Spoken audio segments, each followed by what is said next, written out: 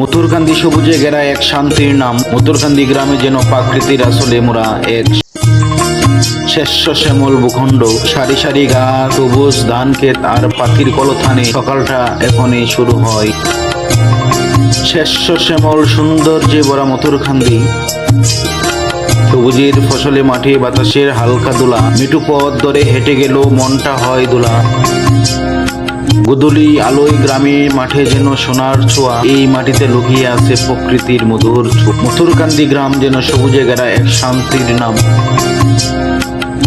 সেজন্য মথুরকান্দি সবুজে মোড়া এক শান্তির নাম। মথুরকান্দি আমার প্রাণের গ্রাম। প্রাকৃতিক সৌন্দর্যে ভরপুর যেন এক শস্য শ্যামল মায়া ছোঁয়া স্বপ্নের লোক। প্রতিটি সকাল শুরু হয় পাখির কলতানে আর সন্ধ্যা নামে সোনালী রোদের ছায়ায়।